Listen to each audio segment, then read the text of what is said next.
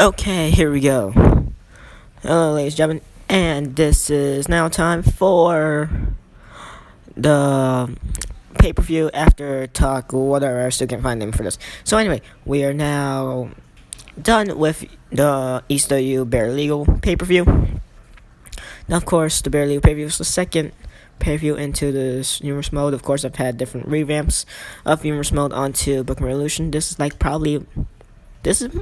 fourth numerous mode, and for now, as you guys already know about the numerous modes, and you guys been around for a while, you guys will know of how many different numerous modes I had in Bookman Revolution and of how many I have not finished. I've had the TNA one, the Ruthless Aggression era one, the GWE one, which was definitely my most proudest one. I still have the GWE one went the farthest, and so the Bookman Revolution one is the one I'm now doing, and probably the one I hopefully finish. So far, this is the second pay-per-view, and this is the ECW exclusive Bare Legal pay-per-view. We are now done with it. So for the after show talks, I usually just talk about the matches we had for the pay-per-view talk before the show. I say of how the match cards are and of how the match cards came to be and what are the storylines headed into the pay-per-view, and which is why we have the matches and pay-per-views. And for the pay-per-view after show talks, I just talk about on like the matches that we also had as well, and on what happened in the matches, who won, who lost, stuff like that. And of course, this is filled with spoilers. And so, if you guys did not bother to watch the pay-per-view, I recommend you watch the pay-per-view talk before the pay-per-view so you guys know the storylines. Even though I might explain storylines throughout the pay-per-view as each match happens, but still just listen to it. And then watch pay-per-view and stuff so you guys could still know what happened, stuff like that. Anyway, going into what the video is about now. Alright, so for the first matchup, we had we had the hardcore lightweight title tournament begin. Seemed like for Raw's X Division title tournament, which is almost done. SmackDown's Cruiserweight title tournament has not started yet, but of course all those tournaments are going to be consistent of 8-man tournaments. Raw is almost done. SmackDown has not started yet. SmackDown's tournament has not started yet for the Cruiserweight Championship, but ECW's tournament has now started. And so we had Neville taking on Greg Helms for this one. I let the CPU do this. I didn't let me control this matchup, because I only control like squash matches or backstage assault segments, in which where I control as one guy and I destroyed the other one as a backstage assault segment or like as a jobber matchup. So I did not control Neville. I did not decide for me to control Neville and for me to just destroy Gregory Helms until I had a finisher, and then for me to just end off the matchup very quickly. I let the CPU play it, and the CPU even let the matchup happen quickly. Also, since Neville has been having a whole lot of momentum into the Zoomers mode, and so he easily destroyed Gregory Helms. Neville advances further into the tournament, blah blah blah. Second matchup for the Hardcore Tag Team Championships, we had Abyss and Matt Morgan defend their titles against DIY. For this one, it was an okay matchup, I would say. Yeah, it was an okay matchup. And for the last 2 minutes before the matchup end, I believe, something like that, close to that, we had Johnny Gargano do something surprising, in which where he walked out on Tommaso Ciampa, similar to what Triple H did to Shawn Michaels over on SmackDown on week 3. Well, for this one, we had Johnny Gargano say he's had enough. He doesn't put up with this, so he walked out on Tommaso Ciampa. He let the 2-on-1 handicap match happen now, and in which we had Abyss and Matt Morgan use their whole 2-on-1 handicap situation, and then in which they destroyed Tommaso Ciampa for the last few minutes and stuff like that. And then so yeah, Abyss and Matt Morgan, they retained their Hardcore Tag Team Championships. They further developed into as a very, very dominant tag team. They haven't really been having that many matches, but I would say DIY, they still have more momentum. But of course, we're not going to do a whole breakup between DIY and stuff, especially since it's too early. But we are going to see how DIY could go through stuff after what Johnny Gargano did, especially since if we are going to do a DIY breakup, I really don't want Gargano to be the heel. I want Ciampa to be face, same like in real life and stuff. I mean, I want Ciampa to be the heel, and I want Gargano to be the face. Same like in the real life split up, breakup angle they had and stuff like that in NXT. Anyway, going over into the third matchup, Hardcore Television Championship. Taz defends his title against Kenny Omega. I'm not going to explain how Kenny Omega got the title shot. You guys could go over and watch the pay-per-view talk before the pay-per-view, so you guys would know what happens.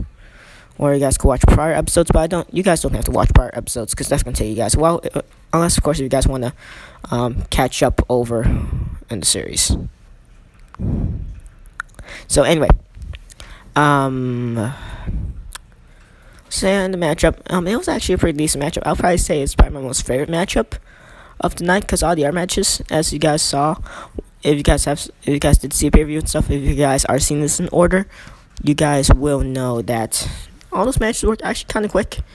It was only a 30-minute and 16-second pay-per-view, and the SmackDown Week 5 episode, it was quicker. It was not quicker, it was longer than the ECW Barely Legal pay-per-view, which is kind of disappointing, since pay-per-views are essentially, for me, supposed to be longer than, regular shows and stuff like that, but hey, what are you gonna do? So, for this one, we had, I'm trying to remember, we did have a couple good spots in the matchup.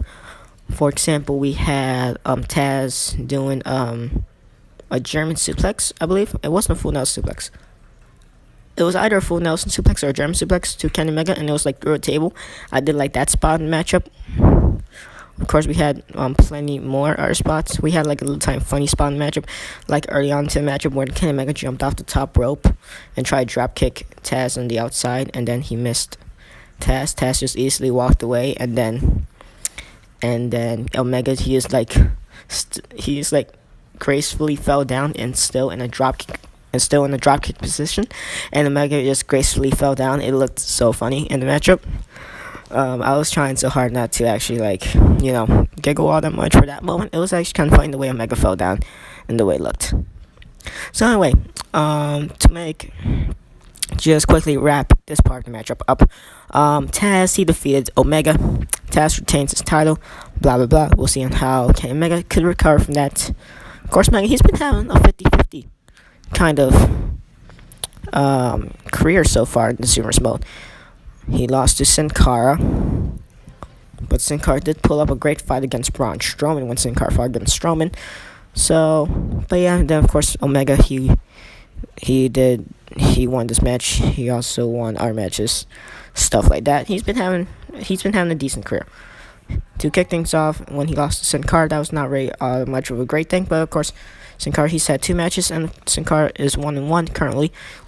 He defeated Omega, but he then lost to Strowman. But he did have a close match against Strowman. Anyway, not going into that, but my bad, that's a blank moment. We had, try to remember. Going into the 4th matchup now, we had Adam Cole and Dean Ambrose. Now this was like an impromptu last second match we had and stuff like that. But now we did have a storyline. We had, of course, the number one contenders matchup. I'm not going to explain who was in it. You guys could figure that out in the pay-per-view talk. But we did have Dean Ambrose immediately eliminating Adam Cole, in which Adam Cole attacked Dean Ambrose later on. Adam Cole attacked Dean Ambrose after the show in the Week 5 ECW Fallout, which is set up for this matchup. And then Ambrose, he actually defeated Adam Cole. Ambrose got his revenge, and Adam Cole, he bit off more than he could chew, in which made Adam Cole lose to Dean Ambrose. And Ambrose was able to get his quick revenge. So Adam Cole, he has officially lost all his matches here in Humorous Mode so far. While he's only had 3 matches, I believe. He's had the 10-man battle royal to see who becomes ECW Hardcore Television Champion, which you guys now know as Taz, if you guys didn't know that, right? Of course, because he won the battle royal. So Adam Cole, he lost that battle royal. Cole also lost the number one contenders matchup, and then Cole loses his matchup against Dean Ambrose. So Adam Cole, he's not off to a good start here in Humorous Mode. And then again, neither are the Young Bucks over on SmackDown. But of course, Bullet Club, they're split up. SmackDown, ECW, Raw, they're all split up, of course. So, we did have every Bullet Club member in ECW here, though. We had Omega, we had Balor, we had Cole. No Bullet Club formation or reunion has happened yet in Universe Mode yet, but we'll see. Anyway, going into, I would say, probably the most important matchup of the night, or at least the most blood-feuded kind of one. And that was a Steel Cage 2 death matchup between Braun Strowman and Finn Balor. Of course, we had storyline where we made Braun Strowman attack Finn Balor multiple times backstage, and Balor wants to answer back against Strowman. Balor asks for a matchup. Paul Heyman grants him the matchup. Steel Cage 2 death matchup, and Strowman actually wins this one. Now, my initial plan for this matchup to go exactly went the way it went, and that was for Strowman to absolutely demolish Balor, because like I said in the SmackDown Week 5 episode, where I occasionally talk about, for example, in SmackDown, I'll talk about Raw and ECW as well. For ECW, I'll talk about Raw and SmackDown. For Raw, I'll talk about SmackDown and ECW sometimes, about what's going on over there. And now for SmackDown, at some point of the Week 5 edition of SmackDown, I did talk about my plans for the Balor and Strowman rivalry, and that was for the rivalry to go a little bit more, go longer than after the Bare Legal pay-per-view. And so for this one, my initial plan that I did not spoil, surprisingly, was to keep simulating until Braun Strowman absolutely demolished Finn Balor. But now I didn't want it to be that much of a squash match, where it's such a short-ranged matchup. But it actually was a short-ranged matchup in which we had Strowman defeating Balor in 3 minutes, I think. 3 minutes, 4 minutes, something like that. It was a quick matchup. It was a quick matchup indeed. And I just didn't like it all that much. But I did like the concept of Balor, getting demolished against Strowman, only to make, Balor get frustrated enough so he could unleash the demon or something like that. But we shall see. I'm not going to say on whether or not if Balor is going to unleash Demon Balor on Strowman or not. I'm not going to spoil that, especially since I haven't even thought about it yet. But I do got plans for rivalry to go further.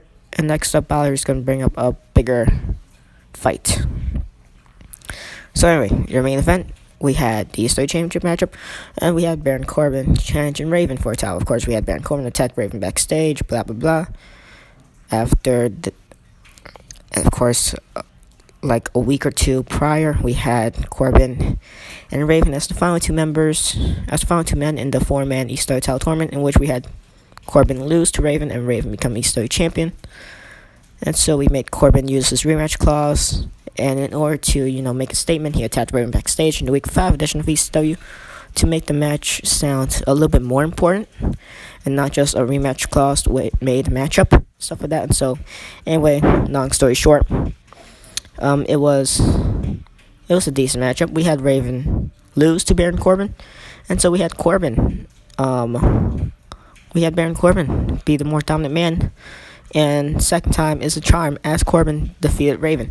So now Raven, he has his rematch clause, and if whoever wins, either Corbin or Raven, then that will be the final battle, because it's not going to be 3 matches in a row.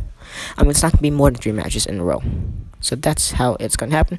So we had Corbin defeat Raven, then Corbin went backstage with the ECW Championship. And before the show ended, we had Minoru Suzuki come to the ECW roster. We had him attack Corbin. We made that whole backstage brawl thing happen, stuff like that. We had Corbin actually fight back against Suzuki for a couple seconds during the backstage brawl. And then we had Suzuki suplex Corbin on top of the ground and stuff like that. And then after that, he threw the extinguisher onto Corbin's legs.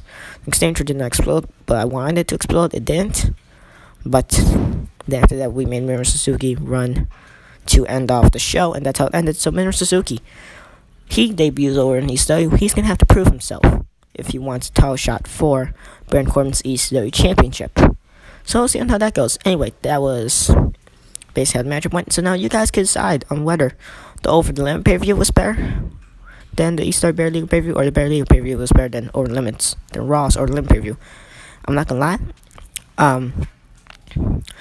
I like I liked the match card for ECW, for my ECW thing, better than Raw's.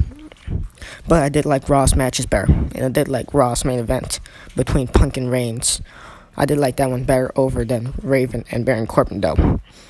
Raw AEW to me had a better match card, probably because I did have some good developing storylines in my opinion. But Raw, they also had some good storylines as well. But I feel like Raw, they pulled off the better matches, so I feel like my Raw or 11 pay-per-view was better than my ECW Barely Legal pay-per-view. But of course, we still got SmackDown's No Surrender pay-per-view to go through, and after that, we got the Joint Branded live from the MSG event, where it's gonna be joint branded and where both titles are gonna be defended and stuff like that.